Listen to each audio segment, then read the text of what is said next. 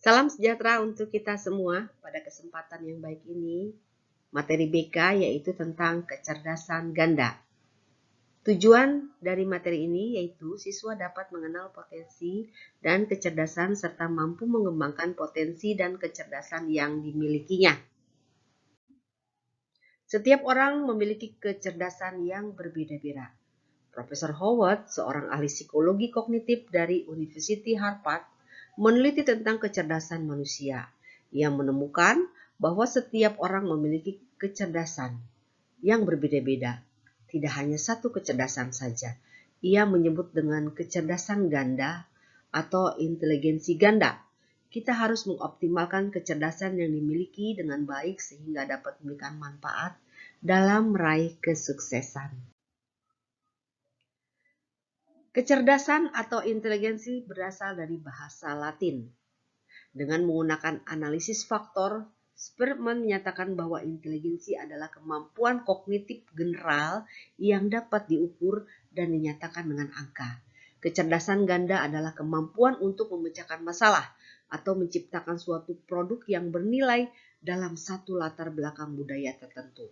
Sebenarnya ada banyak yang mendefinisikan kecerdasan ganda, termasuk para ahli. Ada juga yang bilang bahwa kecerdasan ganda merupakan potensi yang dimiliki seorang yang diaktifkan melalui proses berinteraksi dengan manusia lainnya.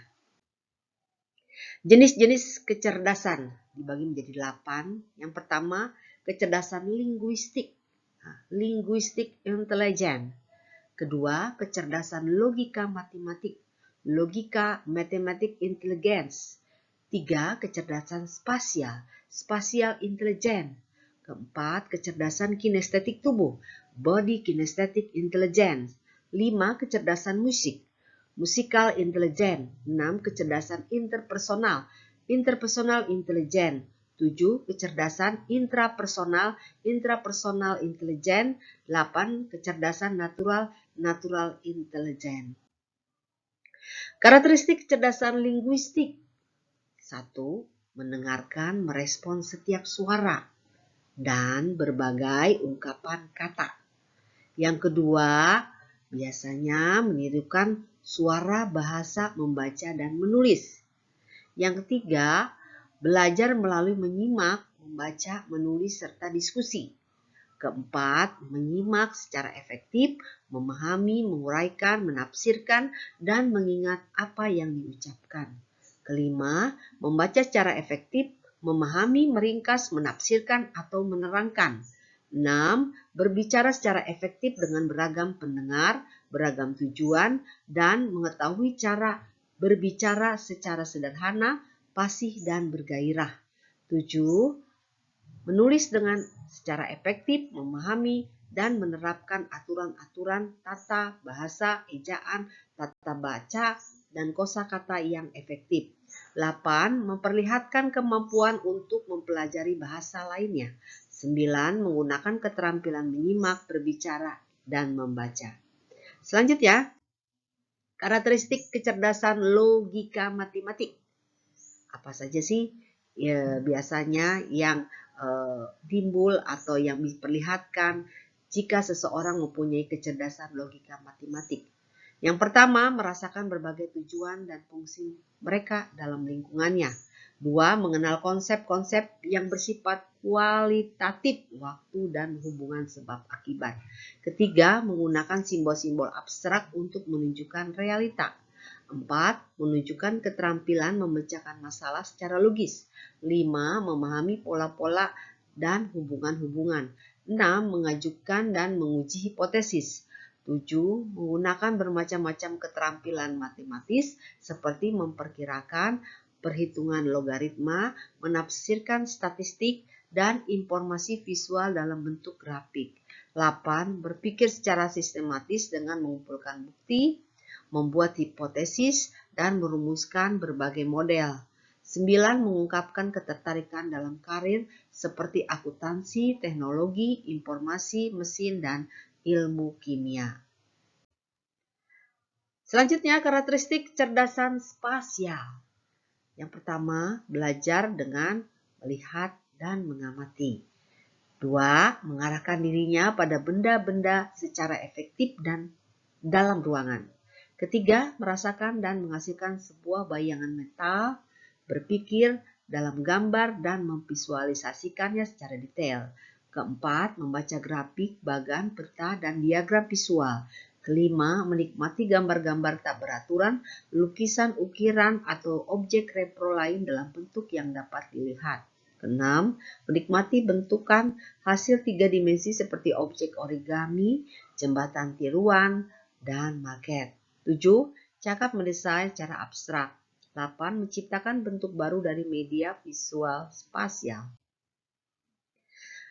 Selanjutnya, karakteristik kecerdasan kinestetik tubuh. Yang pertama, menjelajahi lingkungan dan sasaran melalui sentuhan dan gerakan, mengembangkan kerjasama dan rasa terhadap waktu, belajar dengan lebih baik jika terlibat langsung dan berpartisipasi. 4. Menikmati secara konkret dalam mempelajari pengalaman-pengalaman seperti perjalanan ke alam bebas. Kelima, berpartisipasi dalam bermain peran dan permainan ketangkasan. 8. Menunjukkan keterampilan atau mendemonstrasikan keahlian dalam bidangnya. Selanjutnya, karakteristik kecerdasan musik. Nah, ini ada beberapa hal yang bisa kita perhatikan jika seseorang mungkin mempunyai kecerdasan di bidang musik. Yang pertama, apakah seseorang tersebut mendengar, merespon, atau tertarik terhadap berbagai bunyi. Kedua, menikmati dan mencari kesempatan untuk mendengarkan musik atau suara-suara alam pada suasana belajar. 3. Merespon terhadap musik secara kinestetik. 4. Mengenali dan mendiskusikan berbagai gaya musik, aliran, dan variasi budaya. 5. Mengoleksi musik dan informasi mengenai musik dalam berbagai bentuk. 6. Mengembangkan kemampuan menyanyi atau memainkan instrumen secara sendiri. 7. Mengembangkan referensi kerangka berpikir pribadi untuk mendengar musik. 8. Mengembangkan improvisasi dengan bermain musik. Karakteristik kecerdasan interpersonil. Apa saja yang bisa kita lihat? Yang pertama, terikat dengan dan mudah berinteraksi dengan orang lain. Kedua, membentuk dan menjaga hubungan sosial.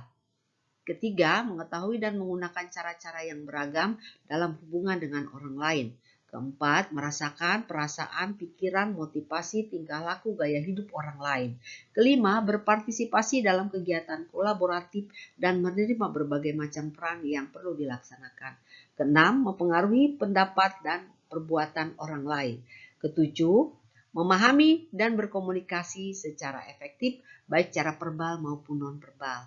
8. Menyesuaikan diri terhadap lingkungan dan grup yang berbeda. 9. Mempelajari keterampilan yang berhubungan dengan penengah dan sketa. 10. Tertarik pada karir yang berorientasi pada interpersonal, pekerjaan sosial, dan konseling.